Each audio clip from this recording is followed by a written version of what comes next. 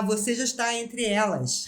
E hoje a gente tem o prazer de receber a doutora Kelly Vicente de Freitas. Ela, que é uma advogada especialista em violência obstétrica. Você sabe o que é isso? Aqui no Entre Elas, com certeza você vai saber. Esse tema é muito interessante. E como é importante que a gente saiba exatamente o que é isso e o que as mulheres estão sofrendo, porque a maioria das pessoas não sabe que existe essa violência, que ela é real e que as mulheres sofrem caladas e às vezes só os familiares que têm conhecimento. E nós estamos muito felizes de você estar aqui, doutora Kelly. Bem-vinda, doutora Você Kelly. é uma defensora das mulheres e das parturientes. Mas, para que o nosso público comece a entender isso direitinho, fala pra gente o que é violência obstétrica.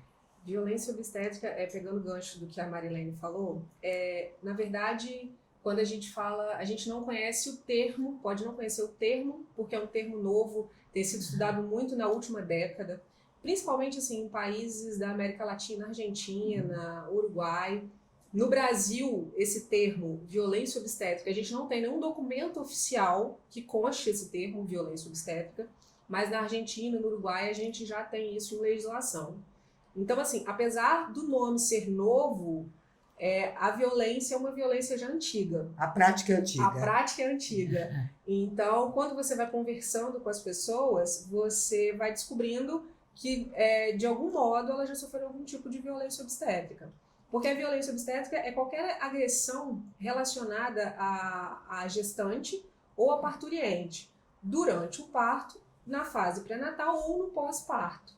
Então, assim, eu falo de violência psicológica e violência psicológica, moral e física. Então, tudo que for relacionado a xingamento, violência verbal, né, que é a parte psicológica e moral, e a parte física. A violência física a gente já parte mais para essa questão do parto, né? Geralmente ocorre mais no parto. Que é a violência cometida pelos profissionais da saúde, todos os profissionais que acompanham esse momento. Que a gente fala violência obstétrica pode vir do médico, mas também de enfermeiro, técnico de enfermagem, né? Quem estiver ali acompanhando aquele momento, o momento do parto. Então, é todo tipo de violência física ou psicológica praticada pela... É como uma mulher está gemendo de dor e alguém chegar e falar, pô, mas mulher, deixa de frescura. Você não sabe que parto dói?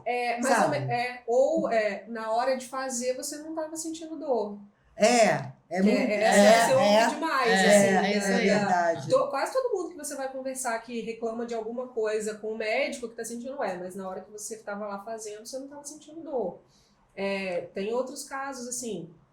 No pré-natal, quando as mulheres questionam muito o médico e o médico às vezes não tem uma resposta, porque é direito da mulher, na hora que ela está fazendo o pré-natal, tirar todas as suas dúvidas e entender sobre o parto.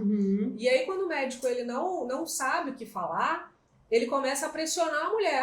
Mas quem sabe de tudo é o médico. Quem sabe se vai ser cesárea ou não é o médico, não é você que vai escolher, não é... E a gente sabe que não é assim. A mulher ela tem o direito de escolher e se acontecer de forma diferente no momento do parto, né, por causa de risco da saúde da parturiente ou do feto, da criança, aí sim o médico vai tomar, o médico que é quem tem, né, a capacidade técnica, ele que vai tomar uma providência, ele vai fazer uma opção. Um outro caso, por exemplo, de violência psicológica, é quando na hora do parto, a mãe às vezes quer insistir no parto normal. Porque quando informação é poder, a gente vai sabendo mais sobre, a gente sabe onde argumentar. E quando chega no momento do parto, eu tive um relato de um vereador no dia que eu falei lá na Câmara sobre isso. Ele falou que o médico chegou para eles, a esposa dele queria ter parto normal, estava tentando. A uma certa altura, o médico olhou para ele e falou assim, para o pai, que estava acompanhando no momento, se seu filho morrer, a culpa é sua, tá? Pois é, doutora Kelly, é exatamente isso que eu ia perguntar agora. Se seu filho morrer com pessoa. Não o médico está ali para poder... Quer dizer, isso é uma violência, né? Uma violência psicológica. Muitas mulheres afirmam que durante o pré-natal elas são induzidas a fazerem cesariana. Isso é classificado como violência? Então, a gente pode... Eu, Kelly, entendo que sim, de uma forma geral. Eu acho ela problemática quando eu levo ela para o campo jurídico, porque aí eu não consigo fazer uma comprovação desse tipo de violência. Mas o fato da pessoa que tem um conhecimento técnico ficar te incutindo, né, uma ideia, eu já acho bem problemático. E principalmente para as pessoas que não têm acesso, as pessoas da rede pública, por exemplo, que não têm acesso à informação. As pessoas que têm menos estudos, que são, né, têm menos acesso à TV, à internet, a conversar, a círculos de conversar com outras pessoas que já passaram por esse tipo de experiência. E outra coisa, a maioria das pessoas, eu ia falar algumas, mas a maioria, normalizam certos tipos de violência. A gente tem a cesárea normalizada aqui no Brasil. É verdade. Entendeu? Quando a gente fala de Estados Unidos e países da Europa, cesárea é em último caso. Lá, a OMS já alertou o Brasil quanto a isso. Entendeu? Porque, na verdade, você acompanhar uma parturiente é complicado, né? Tem mulheres que ficam 24 horas em trabalho de parto. Então, eu acho mais simples, mais fácil, mais vantajoso até para qualquer rede de saúde e mesmo para o médico, marcar o dia do parto e chegar lá, internar, operar e acabou. Mais rentável também, né? Também, é isso que eu quero falar. É. Então é incentivado essa prática. Eu não sei não tenho dados quanto a questões financeiras, assim, nunca pesquisei sobre. Mas o fato é que é cultural, já é cultural. Essa coisa de induzir, de te indicar logo de cara uma cesárea é opção sempre, mas isso vem mudando, né? A gente estava conversando aqui. Vem mudando. A gente já tem muitos profissionais, eu achei que em Cachoeira não teria, mas já tenho visto alguns profissionais que são bem a favor do parto normal, natural. O hospital infantil já tem o programa de parto, então quando você começa a fazer o pré-natal, você vai preencher um relatóriozinho falando o que você quer, quais são suas preferências de parto, porque qualquer pessoa, no plano de parto, quando você chega, no SUS você não tem essa opção de escolher o médico que vai fazer o seu parto, né? É o médico que está lá. Isso é um privilégio ainda de quem tem condições financeiras de arcar com a ida ao médico, o seu médico. Mas hoje, doutora, os planos de saúde, você faz o pré-natal com um determinado profissional, e na hora de você ter o seu filho, não é ele que te acompanha se ele não tiver de plantão. Você tem que pagar a presença do médico no seu parto, que eu acho um absurdo. É um privilégio financeiro mesmo. É um privilégio financeiro. Você escolher quem vai te acompanhar no parto. Mesmo no plano de saúde? Mesmo no plano de saúde. Isso. Entendeu? Você tem que pagar separado, o que eu acho um absurdo. E é por isso a importância do plano de parto. Porque no plano de parto tem tudo ali escrito que a mulher está planejando para aquele dia. E também o histórico dela, né? De como ela foi durante a gravidez. Histórico, se ela quer parto natural, se ela quer anestesiologia, entendeu? Porque tem gente que quer fazer parto natural, mas quer tomar medicação para dor. Tem gente que não quer. Então, assim, se ela tá ciente das opções que ela tem, entendeu? Se ela sabe os riscos, se ela sabe que pode acontecer no dia desse parto natural não acontecer e ter que ocorrer uma cesárea, tudo isso vem no plano de parto. E a gente aqui no nosso hospital materno-infantil já vem acontecendo isso. E aparentemente... Ai, que coisa bonita. Parabéns. Parabéns, hospital. O hospital infantil. O aparentemente hospital tem dado infantil, certo. Francisco de E eu tenho Assis. visto na rede privada também algumas pessoas falando muito bem do atendimento. Mas no Brasil isso ainda é novo.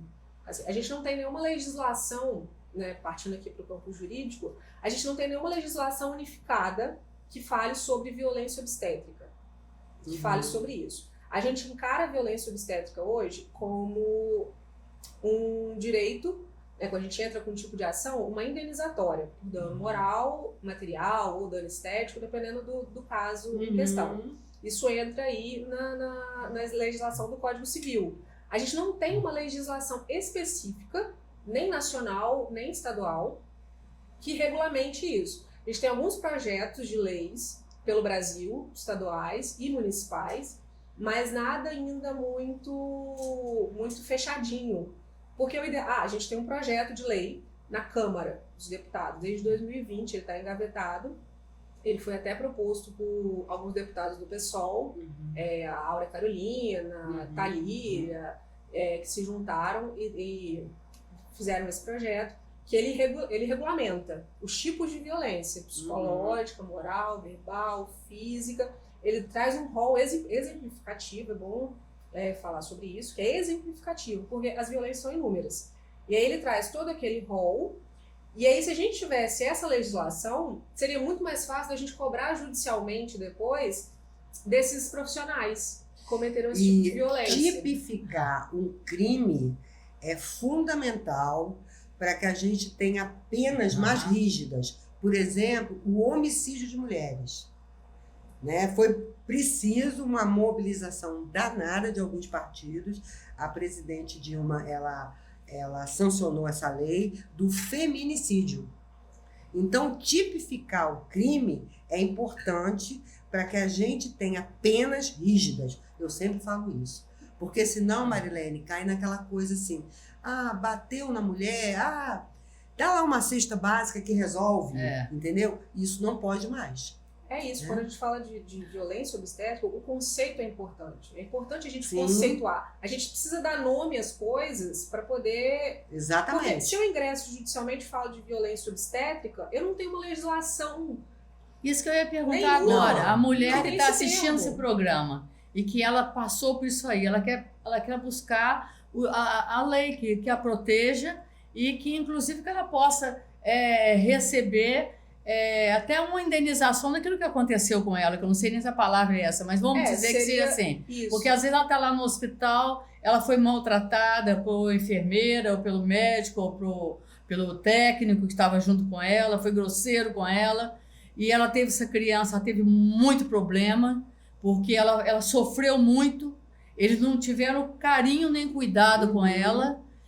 Normalmente isso acontece com as mulheres em melhores condições financeiras, mas acontece mais com as mulheres mais simples, as mulheres de periferia, são as que mais sofrem. As mulheres negras são as que mais sofrem. Como que ela pode buscar essa ajuda? O que protege essa mulher? Então, o ideal seria, assim que passar, né, que ela tiver condições, ela procurar um auxílio psicológico e logo depois uma orientação jurídica. Porque a gente não tem um canal, como a gente não tem isso conceituado, a gente não tem isso de uma forma nacional, a gente não tem um programa nacional que fale sobre violência obstétrica, a gente não tem nenhum canal oficial que possa falar assim, olha, liga para esse canal oficial aqui, faz uma denúncia e a gente vai tentar resolver. A gente não tem. Em alguns lugares, por causa de legislação municipal ou estadual, tem esses canais de atendimento, né? Que como se fosse uma ouvidoria para você ligar, fazer uma denúncia, e aí depois você procurar ajuda até pelo SUS psicológico, mas não são todos os lugares, isso não é nacional. Então fica difícil a gente falar assim, tem tal lugar que você pode procurar. Mas a recomendação aconteceu, assim que passar, que você tiver condições, procurar ajuda psicológica e uma orientação jurídica. Né? Se tiver defensoria pública na sua cidade, defensoria pública, delegacia para fazer um boletim de ocorrência, reunir provas, eu não sei, porque hoje em dia muita gente filma, leva equipe de filmagem, foto.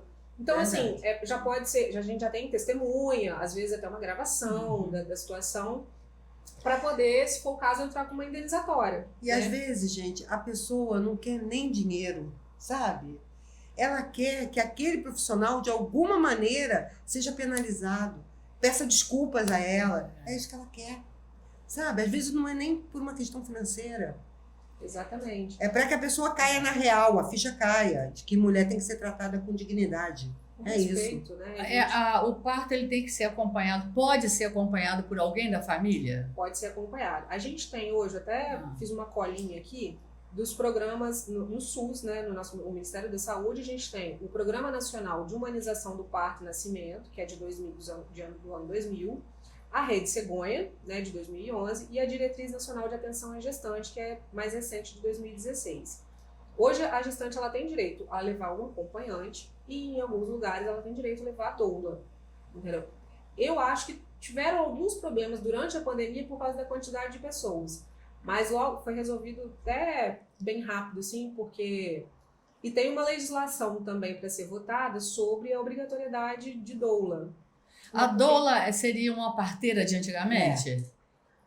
Eu acho que não chega a ser uma parteira. Ela uma- faz curso para ser doula? Isso E aí. ela te é acompanha uma- durante toda a gravidez. Ela é uma profissional, né? Ela vai Uhum. fazer um curso capacitada para te acompanhar. Mas durante existe o a parto. profissão de doula? Existe essa profissão de doula. E ela é diferente de parteira. É bom seria de conversar com alguém, uma parteira, para ela poder passar a diferença. Mas eu sei que tem Eu diferença. tive essa experiência agora com a minha filha e com a minha nora. E a doula não necessariamente precisa ser uma fisioterapeuta, Não. porque também hoje tem essa questão da fisioterapeuta pélvica, né? E a gente tem Uhum. fisioterapeuta que é doula, mas não necessariamente uma doula precisa ser fisioterapeuta ou parteira, porque ela não vai executar nenhum procedimento, ela está ali para acompanhar, para dar suporte à gestante. Então ela vai saber sobre exercícios de respiração, e ela vai dar aquele apoio emocional durante o momento, durante o pré-natal e durante o momento do parto. Sabe o que eu acho bonito nesse negócio? É que, na verdade, a doula é um resgate da intuição, da prática feminina, Aham. da empatia, da sororidade, da solidariedade. É uma coisa de que você se coloca no lugar da gestante e com um olhar bastante humanizado, bastante feminino, bastante fraterno. Eu acho bacana. A minha nora contratou uma doula assim que ficou grávida. E essa doula a acompanhou toda a gravidez. Quando ela entrou em trabalho de parto, que ela já estava 12 horas com a dor, a doula teve lá e falou, não está na hora ainda. Mas lembra, você se preparou para esse momento. Então, porque já estava subindo pelas paredes, né? Você, ó, lembra, você se preparou para esse momento, você está preparada, seu filho está chegando. Palavras que você às vezes não ouve de um médico. Entendeu, Marilene? Não ouve de um enfermeiro. Então, é muito importante. Quem pode contratar uma doula ou ter uma doula do lado é algo muito importante. Onde as doulas se preparam como? Então, eu não sei como é a profissionalização. Eu sei que elas são profissionais capacitadas para fazer esse tipo de acompanhamento. Não Tem acredito que ser uma pessoa com tenha bastante sensibilidade, não? com sensibilidade. E... A minha filha contratou uma moça lá da região do Caparaó, que vive lá, que é holística, que sabe? É porque tem- quando você vai nessa área tem vários estilos, velho. Várias pessoas que seguem alguns segmentos. Tem gente que já parte para essa medicina mais holística, natural. Tem doula que é fisioterapeuta, então ela vai te dar um suporte, principalmente com exercícios pélvicos, né, para poder ajudar no parto. Tem doula que é enfermeira. Tem doula que é enfermeira. Então, Gente, assim, como é que mudou, né? A minha Mudou. mãe teve nós todos nascemos com parteira na roça, né? E meus filhos, todos com médico ginecologista, e que falavam com a gente assim, tecnicamente. Eu não quis fazer nenhum parto normal, porque a minha mãe usou muito um termo a vida inteira. Ela falou assim, nossa, como é que eu sofri para você eu nascer. também. Ouvi tudo isso. Nossa, eu tinha horror. Eu falei, não quero sofrer essa porcaria, não. Se existe uma forma de eu ter filho sem precisar de sofrer, eu prefiro assim. Eu falei, cheguei no médico e falei, eu quero fazer cesárea. E naquela época não era nem tão comum como agora, né? Não era nem tão comum. Marquei a data dos 3 filhos. Eu não sei que é dor de parto. Também eu não quero nem saber, porque eu estava com tanta raiva de dor de parto. Porque ficou com aquele trauma, né? É, Mas eu digo que mulheres tinham partos naturais sem estarem preparadas para isso. porque né? não tinha esse encontro. não tinha Hoje essa em dia, explicação, nada. As Nada. pessoas hoje, quando você vai ver, a gente vai estudar, vai vendo que o parto ele é uma coisa natural nossa, da mulher. Uhum. Aham. Né? A gente está aqui para parir. Então, a cesárea é uma coisa que foi inventada. Aham. O parto natural é um parto que já acontecia, Aham. né? Sempre aconteceu. Agora, o fato dele ter sido normal, né, na época da minha mãe, da minha avó, não quer dizer que ele foi sem violência. Exatamente. Como culturalmente mulher nunca foi tratada com respeito, mulher sempre foi uma segunda opção. E outra coisa, a gestante, a importância da doula, até por isso, voltando nesse assunto, a gestante ela fica muito sozinha nesse período de gravidez.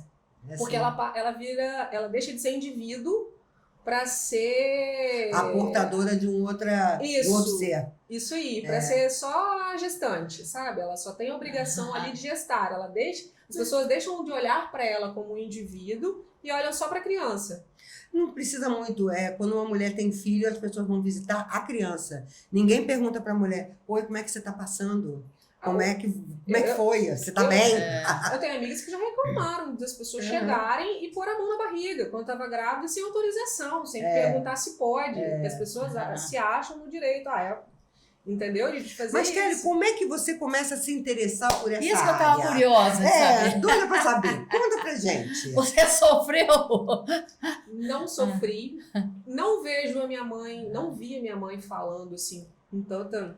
Ela teve parto normal, né, na Santa Casa de Castelo e na Santa Casa aqui de Cachoeiro.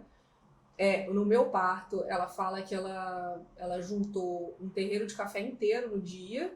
E aí de tarde ela foi pro hospital e rapidinho ganhou. Né? Ela fala que foi dolorida e tal, mas ela fala que foi a melhor coisa da vida dela. Ela nunca teve uma cesárea. Há um tempo atrás ela fez uma esterectomia e ela falou assim, meu Deus, graças a Deus que eu nunca precisei fazer uma cesárea, porque que horrível. Ela que teve 2 filhas normais, ela fez uma cirurgia agora e ela achou a coisa mais horrível do mundo. Né? Nossa, parto normal pra mim foi a melhor coisa. Com 10 dias eu já tava ótima, cuidando de tudo, fazendo tudo. Então, assim, a minha mãe nunca falou sobre uma experiência ruim. Mas surgiu de roda de conversa, conversando com... Eu sou feminista, eu sempre busquei. E a gente vai ficando mais velha, com a maturidade vem uma coisa de olhar sem julgar. De entender, por mais que não é a minha escolha, é a escolha das minhas irmãs, das minhas colegas, das minhas companheiras. Então, assim, por que não olhar, não entender sobre, pesquisar para saber? Né? Eu quero saber por que isso acontece. Por que todo mundo... É um padrão. Tem uma pesquisa que fala que a cada 4 mulheres, uma já sofreu violência obstétrica. Isso é uma pesquisa rasa, lá de São Paulo. É porque muitas sofrem e não sabem que sofrem. A gente não tem, a gente não tem. E outra, a gente não tem no SUS, nada disso, para a gente poder reportar. A gente não tem um canal para fazer essa denúncia. Então a gente não tem nada oficial para poder fazer um cálculo. Mas provavelmente quase todo mundo já sofreu. Às vezes vai ver uma pessoa ou outra que saiu ilesa dessa situação. Né? Você vai conversei, estava no salão outro dia, a minha cabeleireira a filha dela tem 19 anos. Ela falou assim, Kelly, conversando com você aqui, eu descobri que eu sofri violência obstétrica. Eu desmaiei na metade do meu parto, a minha filha nasceu, eu não vi ela. Eu acordei, eu estava sozinha numa sala, assim, de ninguém. Eu não sabia quem era minha filha, eu não sabia o rosto da minha filha. Meu marido não estava perto de mim. Eu parei a moça da limpeza que estava passando e falei, cadê minha filha? Cadê meu marido? O que aconteceu? E aí que ela foi atrás do marido dela, que o marido dela apareceu um médico para poder explicar que ela tinha passado mal e tal. E ela desesperada já, porque querendo saber... Há 20 anos atrás, o que aconteceu? Sobreviveu? Alguém levou? Nossa. Né? Um desespero. Mas, Kelly, muito legal essa sua empatia por outras mulheres, por essa dor. E é uma dor que as pessoas não veem, né, Marilene? Ninguém vê. Aliás, acho que é normal, inclusive. Tem normaliza, né? Tem que sofrer. Aliás, é muito coisa do universo feminino, né? Sofrer certas violências e agressões e não perceber, né? Achar que é normal. Normaliza. Eu acho que surgiu também dessa questão da individualidade, né? De sempre se começar a ver as pessoas, a gestante, você deixa aquela mulher de lado. E isso sempre me incomodou. Tipo assim, peraí, ela tá gestando, é uma criança ali, mas e ela? Né? Ninguém pergunta como ela tá, o que ela quer. E a mulher que tá ali? Entendeu? Eu sei da importância... Que bom que essa mentalidade está mudando, né, Kelly? Eu sei da importância da criança ali, mas a criança ainda não nasceu. Antes dela, a gente tem uma pessoa por trás, um indivíduo que está aqui, vivo, aqui, participando. Que tem mais importância ainda, porque está gestando uma vida. Está gestando uma vida. Exatamente. Entendeu? Não adianta nada a gente ter uma mulher com uma criança, mas uma mulher violentada pelo sistema. Entendeu? Porque uma mulher violentada pelo sistema, como é que ela vai criar uma criança? Entendeu? Uma mulher cheia de trauma, Vai fazer igual a sua mãe, vai passar os traumas dela pra você. Exatamente. Você nem teve... Mulher nasceu pra sofrer. Você nem conseguiu experimentar pra Nossa, você você saber tá fazendo se isso comigo, as dores de parto que eu tive. Você não Pra conseguiu você nem nascer. experimentar pra ver se seria Passei bom. por isso. Eu passei por isso. Tô entendendo tudo que você tá falando. Já vem o Jesus. trauma, já vem aquela Já. mulher violentada, já passa aquele trauma pra frente, entendeu? E, poxa, mulher é de Kelly, respeito. uma mulher que se deu conta de que sofreu violência, o que ela faz? Ela te procura?